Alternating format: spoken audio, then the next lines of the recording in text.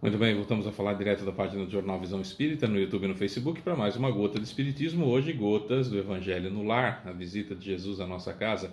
Sejam bem-vindos para fazer o Evangelho conosco. O intuito desse vídeo é que as pessoas que professam sozinhas em casa a fé espírita possam ter como fazer o Evangelho, né? Pegam esse vídeo, vão para o quarto, vão para um lugar isolado, enfim. Pode colocar um fone de ouvido, por exemplo. Eleva o pensamento e faz o Evangelho conosco. Coloca a água, minha já está aqui. Coloca água para fluidificar e vamos lá. A gente vai fazer o circuito completo, oração inicial, leitura edificante. Hoje nós vamos ler do livro Segue-me, o item O Bem que Não Foi Feito. E depois a gente lê e comenta, depois a gente vai para o Evangelho. Hoje é o capítulo 7º, o que se deve entender por pobres de espírito. O que se deve entender por pobres de espírito. Na sequência a gente faz a oração final, já sendo instrumentos para a fluidificação da água. Então é muito importante. Também esse vídeo é para aquelas pessoas que têm uma certa dificuldade em explicar o Evangelho, ler em voz alta junto com a família, mas gostaria de fazer o Evangelho em família. Então marca um dia e horário fixos na semana para que seja o dia do Evangelho no lar. Põe o vídeo no YouTube, põe no Facebook, enfim, no celular, em algum lugar, e fazemos todos juntos, né? Isso é muito importante. Onde 2 ou mais estiverem reunidos em meu nome, eu estarei no meio deles, já dizia Jesus, então estará conosco, né? Ah, Fábio, mas eu estou sozinho em casa, você e seu guia espiritual, o anjo da guarda, enfim, já são 2, né? É isso. Então dá certo, tá? Pode fazer, não é milagre, não é mágica, não é nada, é só lógica. Isso é muito importante, tá bom? Vamos lá então. Elevemos o nosso pensamento até Jesus. Antes disso, se você puder compartilhar esse vídeo, comentar, curtir, ajuda bastante, porque vai chegar na mão de alguém que de repente tem a mesma dificuldade que você, né? E gostaria de ter o Evangelho para fazer, né? Então vamos lá. Elevemos o nosso pensamento então até Jesus, pensemos no rosto dele como a gente conhece. Senhor Jesus, querido Mestre e amigo, Deus Pai Todo-Poderoso, amigos benfeitores espirituais, mentores que nos acompanham, nosso guia espiritual, seu Otávio, meu guia espiritual, já cumprimentando a todos aqueles presentes. Muito obrigado pela presença em meio a nós. Senhor Jesus, gostaríamos de começar a nossa oração agradecendo por tudo que aconteceu de bom conosco na última semana, agradecer também por tudo de ruim que não aconteceu conosco na última semana e, claro, agradecer também por tudo de ruim que nos aconteceu, cada vez mais de coração e menos de lábio, né? A gente vai aprendendo e o Senhor vai vendo que aos pouquinhos a gente vai, né, falando mais de coração do que só de lábios. Gostaríamos de agradecer também, Senhor, o seu acréscimo de misericórdia, sempre atendendo os pedidos que a gente faz. Isso para nós é de vital importância, esse acréscimo de misericórdia, porque o Senhor sabe, né? O merecimento não está fácil. Não é uma coisa que a gente consegue com facilidade. Então, apostar no seu acréscimo de misericórdia é, sem dúvida nenhuma, uma boa pedida para nós, e nela que nós nos fiamos. Enfim, no quesito pedidos, Senhor, então, é justamente sobre isso, né? Sobre o acréscimo de misericórdia que nós gostaríamos de pedir, para que o Senhor não olhe, pelo menos nesses instantes do nosso Evangelho no lar, as nossas imperfeições, mas a fé que nos anima, que anima o nosso coração, o desejo de servir, o desejo de ser útil, o desejo de aprender, o desejo de estar em sua companhia. Nos ajude, Senhor, para que isso aconteça. Gostaríamos também de, ao final desse Evangelho, da fluidificação da água, de pedirmos, solicitarmos, rogarmos ao Senhor por determinadas pessoas que cada um de nós vai formular, então, no final desse Evangelho, a quem nós gostaríamos que os remédios, os eflúvios necessários fossem colocados na água que o Senhor vai fluidificar para nós no final desse Evangelho. Assim sendo, Mestre, sabedores da sua presença em meio a nós, sabedores do seu carinho, do seu acréscimo de misericórdia para cada um de nós, muito gratos mesmo pela sua presença, damos por iniciado o nosso Evangelho no lar. Que assim seja. Bom, vamos lá. O bem que não foi feito, está no livro Segue-me, Segue-me, que é de Emmanuel por Chico Xavier, tem sempre um trechinho do Evangelho e depois as explicações, não é? O bem que não foi feito. O item do Evangelho de Tiago, capítulo 2, versículo 14. Meus irmãos, que aproveita se alguém disser que tem fé e não tiver as obras? Porventura a fé pode salvá-lo? Perguntas intrigantes, não é?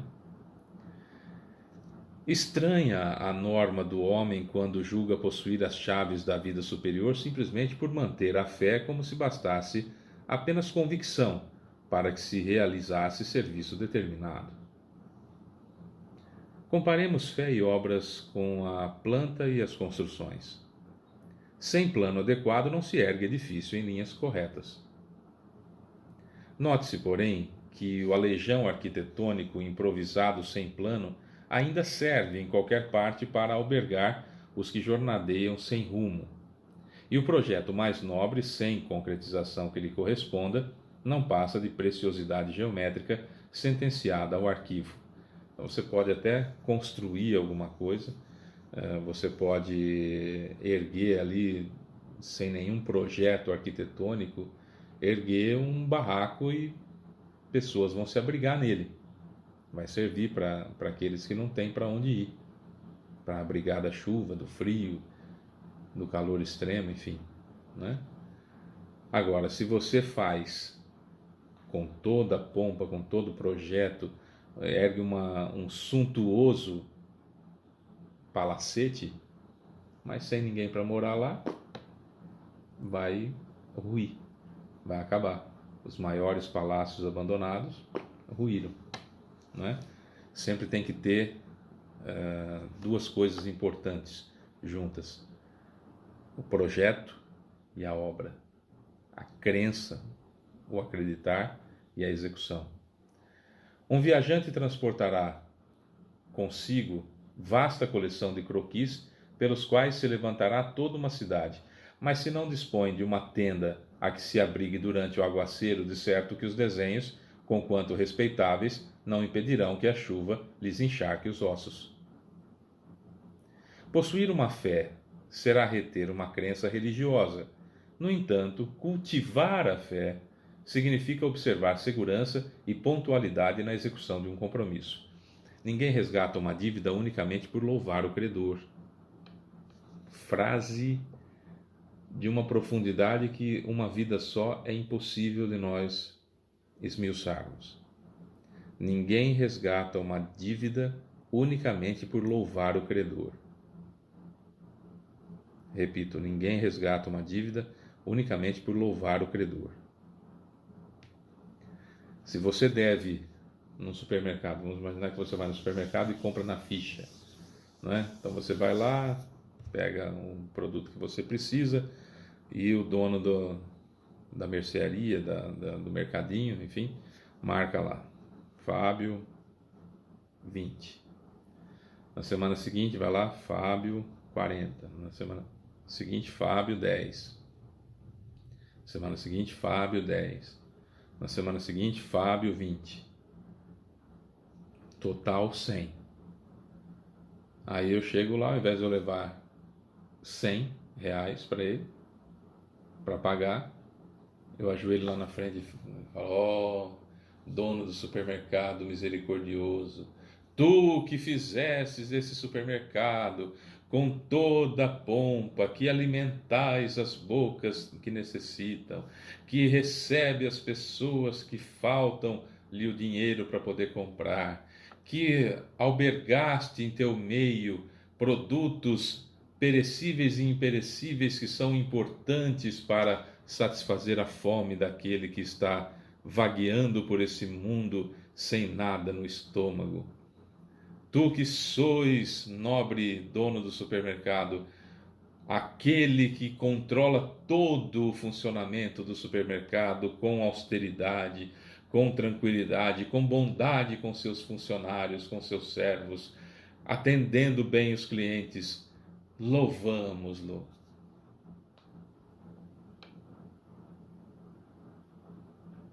E aí? Aí vai embora? Tá tudo certo? Ele fala: ó, você me louvou, você fez uma prece bonita, você falou do coração. Sua dívida está paga. Não. Assim também, com relação à nossa transgressão às leis divinas ou naturais, que aliás nós estamos estudando nas Gotas do Espiritismo, do Livro dos Espíritos, transgrediu a lei, tem que reparar. Erro, arrependimento, expiação, prova e reparação, conserto para cada erro. Se na expiação nós expiarmos pelo amor, já estaremos reparando. E aí fica só a prova, é algo facinho para nós. Agora, se a gente perde a oportunidade de expiar pelo amor, a gente vai ter que expiar pela dor. Aí nem sempre a gente cria aversão aqui dentro, aí acaba, ficando difícil a nossa prova, e muitas vezes nós fracassamos na prova e voltamos para o erro. Temos que nos arrepender de novo, temos que expiar de novo, temos que ser colocados à prova de novo para ver se então conseguimos reparar. No atual estágio que o planeta Terra se encontra de transição de provas e expiações para regeneração, será que vai dar tempo de voltar? A fila é gigantesca para a encarnação. Será que a gente vai conseguir reencarnar? Complicado. Então a gente tem que ficar atento. Adorei, essa frase é fenomenal. Não basta o arrependimento. O arrependimento é só o segundo estágio depois do erro. O arrependimento, e o tempo entre o erro e o arrependimento é que atrasa a vida da gente. É aqui que a gente fica preso ao passado, é aqui que a gente fica preso ao erro cometido, é aqui que a gente fica preso ao orgulho, é aqui que a gente fica preso no umbral, é aqui que a gente fica preso no atraso evolutivo, na dificuldade entre o erro e o arrependimento aqui. Porque do arrependimento para a expiação a gente consegue pular rapidinho. Às vezes até o arrependimento já é o primeiro passo da expiação, muitas vezes, Que a gente a gente sofre com isso. Com esse arrependimento, aquilo dói na gente. Então já começa ali a expiação. E se eu expiar reparando o mal que eu cometi,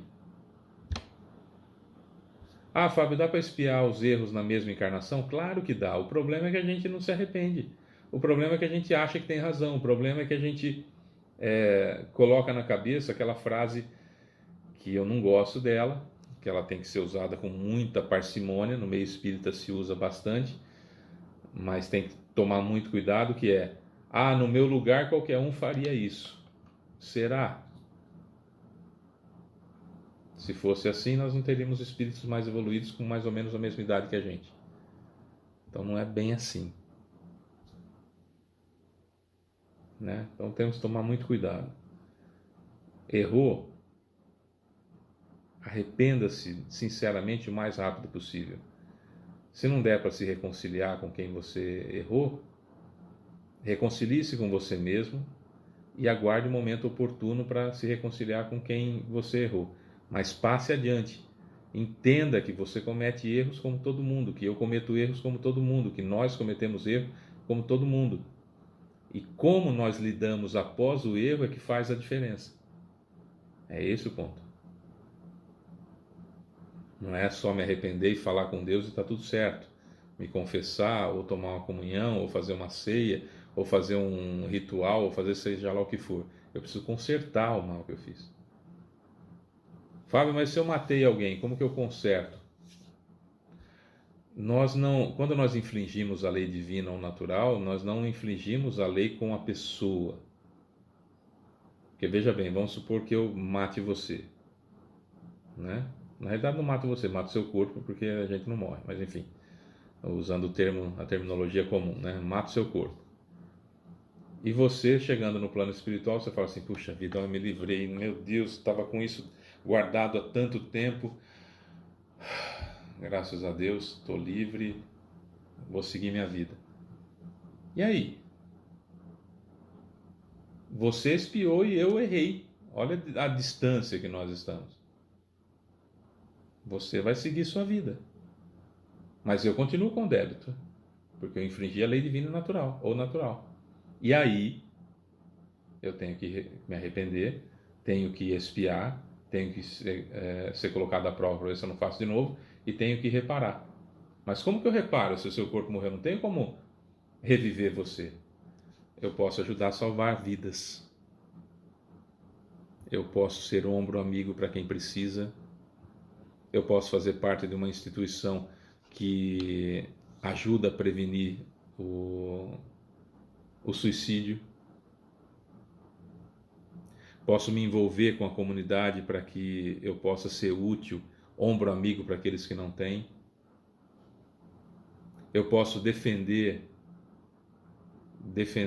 estatutos e buscar situações que ajudem a proteger mulheres em relacionamentos tóxicos, que são assassinadas em suas esperanças, assassinadas em sua vida psicológica e psíquica todos os dias por maridos tóxicos, misóginos. Auxiliar nesse sentido. Impedir uma violência. Tem várias maneiras. Fortalecer o debate sobre o aborto para preservar vidas, mas preservar a vida da gestante também, quando a gestação oferece um risco não só da vida física, mas da vida moral e da vida psicológica da pessoa, da gestante. No caso de um estupro, por exemplo, no caso de uma violência gravíssima que ela sofreu, aí engravida,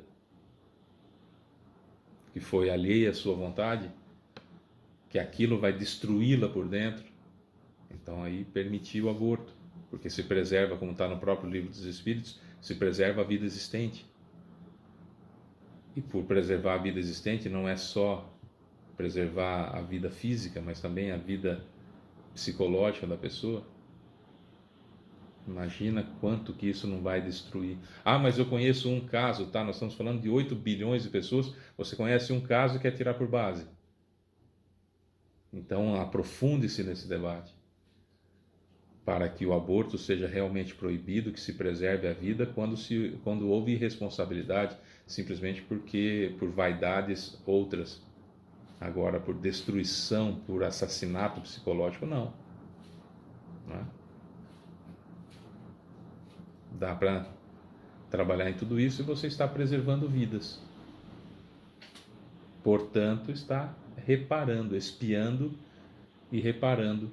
Espiando pelo amor e reparando o mal que você cometeu.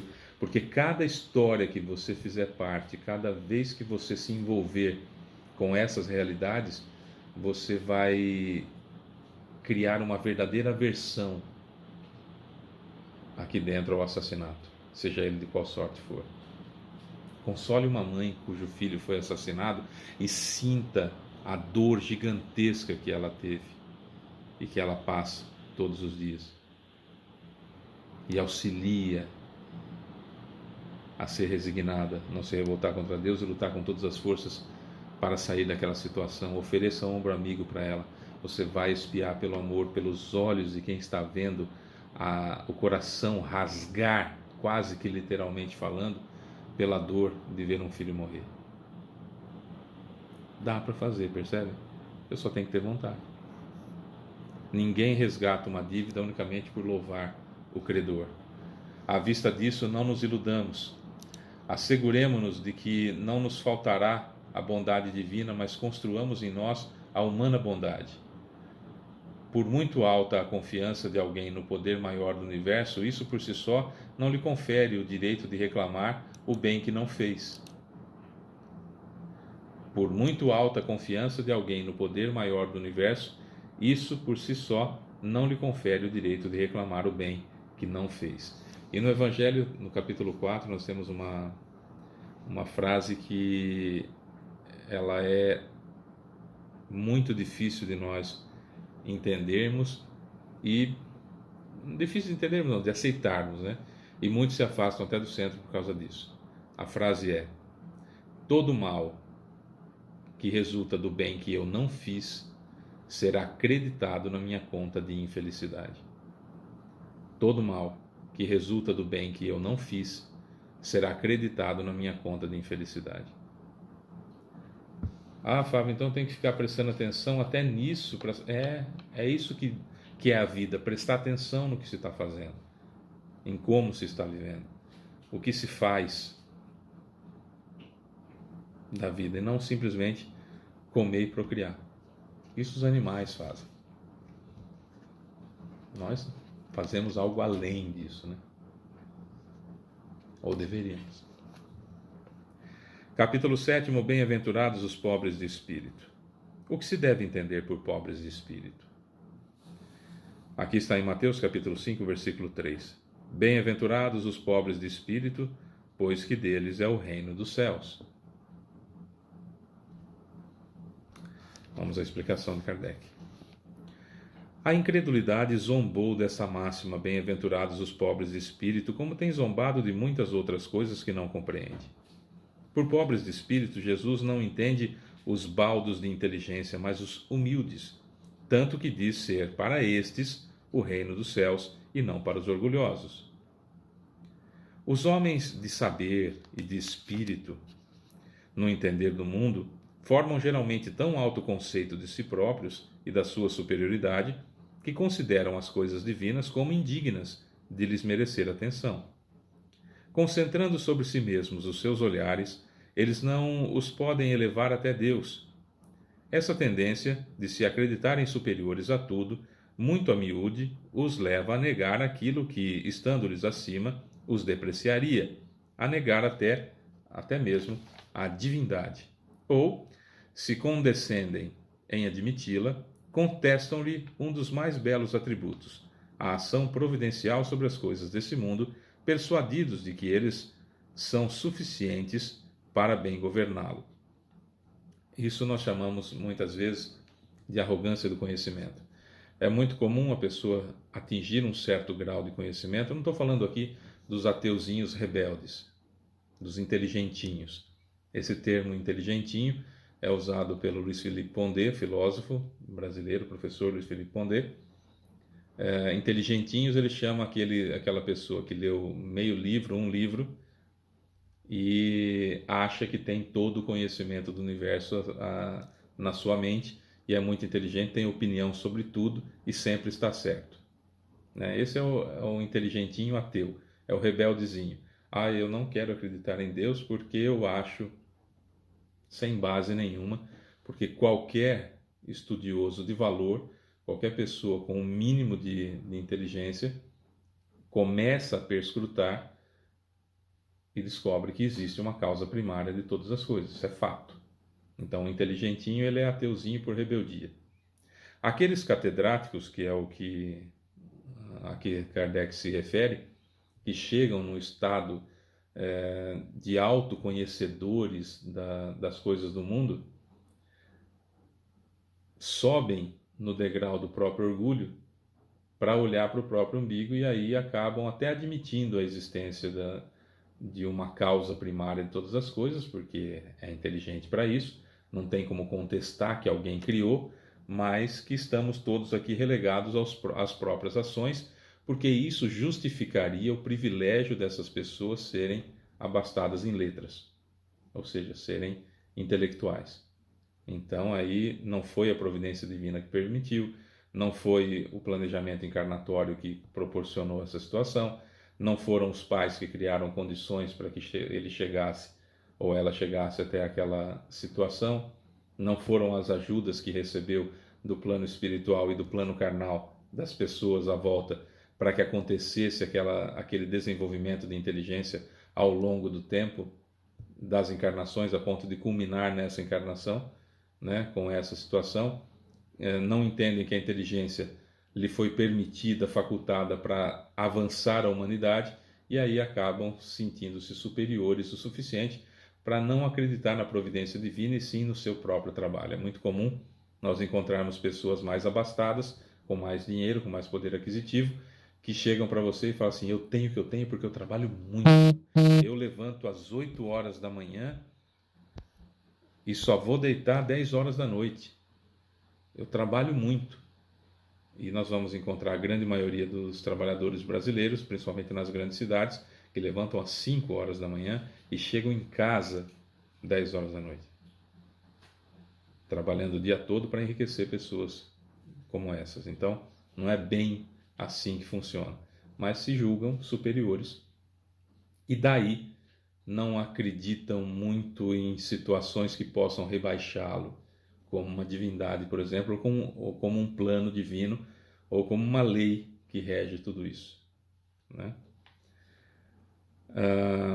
Tomando a inteligência que possuem para a medida da inteligência universal e julgando-se aptos a tudo compreender, não podem crer na possibilidade do que não compreendem, consideram sem apelação as sentenças que proferem.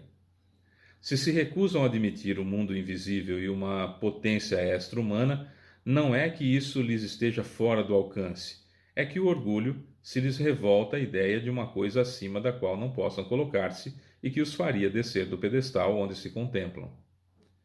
Daí o só terem sorrisos de mofa para tudo o que não pertence ao mundo visível e tangível. Eles se atribuem espírito e saber em tão grande cópia que não podem crer em coisas, segundo pensam, boas apenas para gente simples, tendo por pobres de espírito os que a tomam a sério. Aliás, o termo pobre de espírito é usado muito pela elite dos países como sendo a humildade dos pobres. Aliás, para não falar que o sujeito é pobre, eles falam assim, ele é humilde. Eu vim de uma família muito humilde. Espera lá, eram todas pessoas já com um certo grau de evolução e todas tinham humildade, ou você está falando que elas eram pobres? No dicionário, se nós pegarmos o dicionário da língua portuguesa, nós vamos encontrar humilde como sinônimo de pobreza também, mas isso pelo uso geral e porque a língua é viva. A língua é viva, a língua é maravilhosa. A língua portuguesa é um espetáculo, é uma das mais grandiosas do mundo. E com esse poder de estar sempre viva, trazendo neologismos, novas palavras, novos significados, o tempo todo, a língua portuguesa é um fenômeno extraordinário de grandeza, por isso que é essa maravilha, né? Há países da língua portuguesa que estão ainda presos, por exemplo, a mesóclise, que é eu fazer-vos-ei, né? Isso demora muito para falar e remete a uma situação mais arcaica, né? Hoje já se usa mais rapidamente, né? Eu vou fazer, eu vou te fazer, pronto, tá tudo certo. É mais rápido, a língua tem sempre que fazer a comunicação fluir rapidamente, né? Então, essa ideia de humilde acabou indo para o dicionário, e quando se fala pobre de espírito, se fala de gente pobre, de gente humilde, de gente que não tem dinheiro. Mas Jesus, quando proferiu pobres de espírito, estava falando de humildade, não de pobreza, de humildade. Certo? De humildade, é diferente. Entretanto, digam o que disserem, forçoso lhes será entrar, como os outros, nesse mundo invisível de que escarnecem. É lá que os olhos se lhe abrirão e eles reconhecerão o erro em que caíram. Deus, porém, que é justo, não pode receber da mesma forma aquele que lhe desconheceu a majestade e outro que humildemente se lhe submeteu às leis, nem os aquinhoar em partes iguais. Aqui ele fala da justiça divina, daqueles que necessariamente vão descobrir que Deus existe, vão descobrir que a encarnação existe, vão descobrir que a reencarnação existe, vão descobrir que eu sou espírito, eu tenho um perispírito e tenho um corpo. Quando meu corpo morrer, eu vou continuar exatamente como eu sou, só que sem o corpo de carne, mas o meu corpo perispiritual, né, ou minha alma, enfim, meu corpo perispiritual. E aí, quando me surgir a oportunidade, eu vou encarnar novamente, utilizando os ingredientes, né, o DNA do meu pai e da minha mãe, para formar um corpo parecido com o meu perispírito, como aconteceu nessa encarnação. Então, vão descobrir isso. Então, eu não preciso perder nem tempo ficar tentando fazer com que as pessoas acreditem. Não perca tempo querendo fazer com que as pessoas entendam o Espiritismo. Não. Faça a sua parte, seja exemplo para que as pessoas, de repente, olhem para você e falem assim: nossa, que pessoa boa, né? Como ajuda as pessoas, está sempre à disposição, tem sempre um sorriso nos lábios. Olha que pessoa gentil, que pessoa cortês, não é uma pessoa, né, desagradável, é uma pessoa agradável. Olha, e é espírita, hein? Acredita nessas coisas. Mas apesar de acreditar nessas coisas, olha que pessoa. É esse o ponto que nós precisamos chegar. Não para buscar o elogio deles, porque a opinião deles para nós não interessa. O importante é que notem a diferença, porque nós estamos sendo autenticamente daquele jeito, seguidores do Cristo que somos, a ponto das pessoas dizerem assim: olha, apesar de ser daquelas coisas, né, de acreditar naquelas coisas, são pessoas boas. Eu vi um padre que é famosinho na internet, é um padre bombado, que não o bombadão das missas das 6 horas da manhã, o outro que é bonitão. E ele, falando do Chico Xavier, ele falou assim: olha, eu não acredito em reencarnação, não acredito que ele falava com os mortos, porque eu acho que isso é impossível, está totalmente equivocado, evidentemente, porque até a própria Igreja Católica admite o contato com os desencarnados, mas enfim.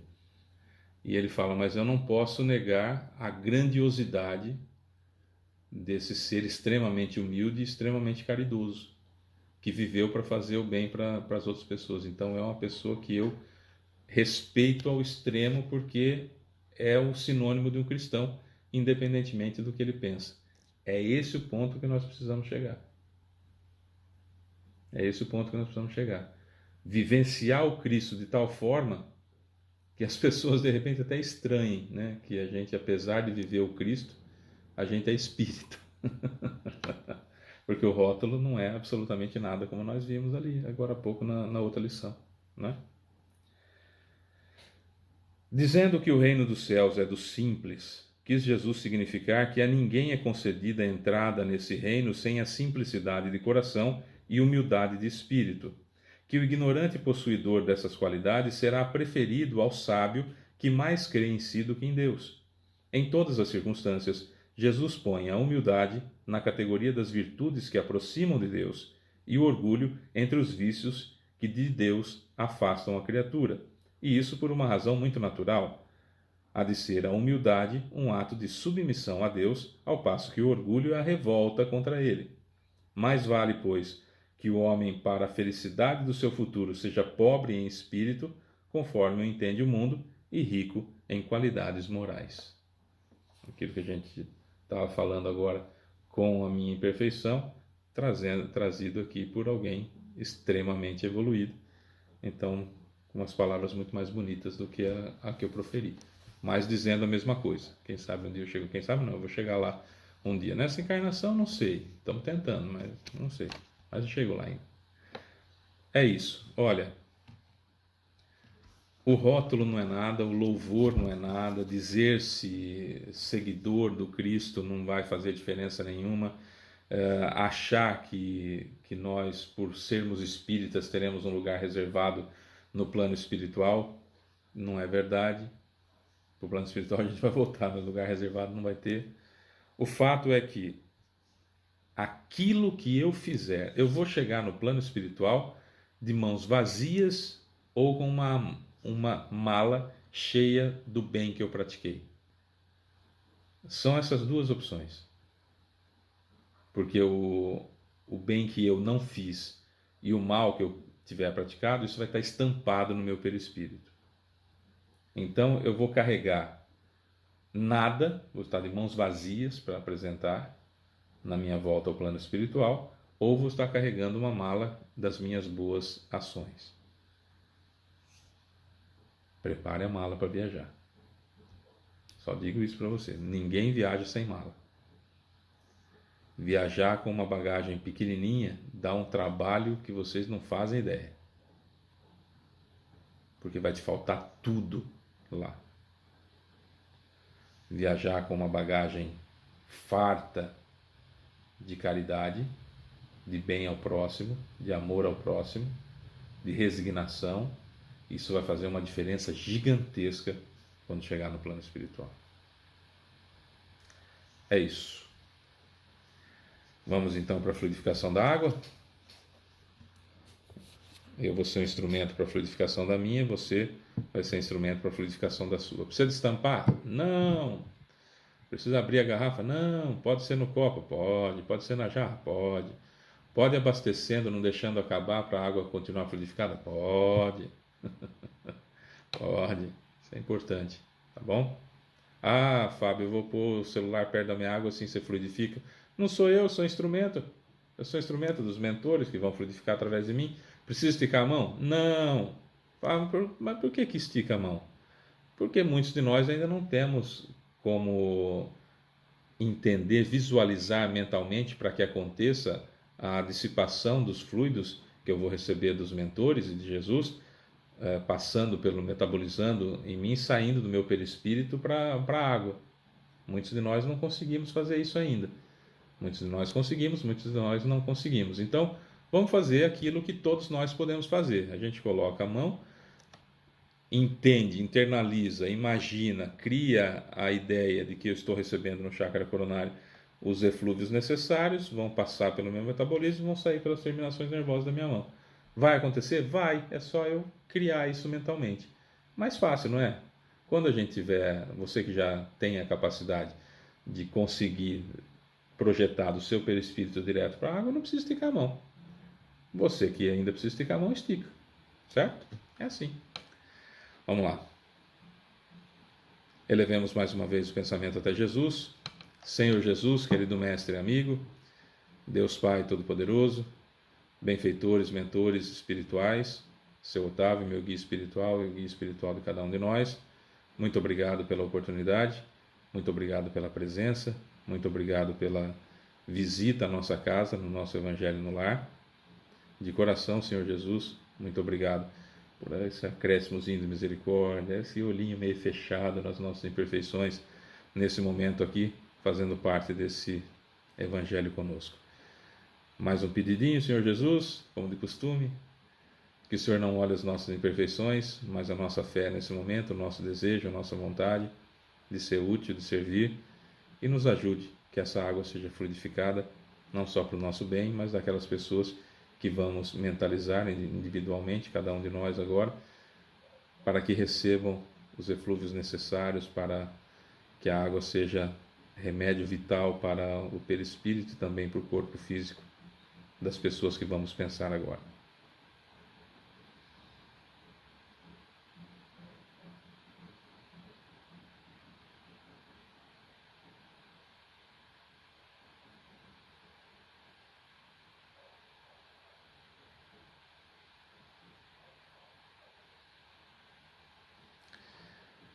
É isso, Senhor. Muito obrigado desde já, porque acreditamos e sabemos da sua misericórdia, acréscimo até de misericórdia para conosco, e pedimos por essas pessoas que nós pensamos, para que recebam então essa dádiva do bem-estar. Agradecidos e sabedores então, Senhor Jesus, do seu carinho para conosco, caminhamos para o final da nossa reunião, muito gratos, muito agradecidos mesmo a todos aqueles que estiveram aqui conosco, não só os citados, mentores, benfeitores, o Senhor, nosso guia espiritual, mas todos aqueles que também foram trazidos para cá, para fazer o Evangelho conosco, que recebam a paz, que recebam a luz e que Deus ilumine a consciência de cada um de nós, hoje e sempre, e que assim seja. É isso, meus amores. Sou Fábio Pereira, essa é mais uma gota de Espiritismo. Um beijo para você que fica, até a semana que vem. Tchau.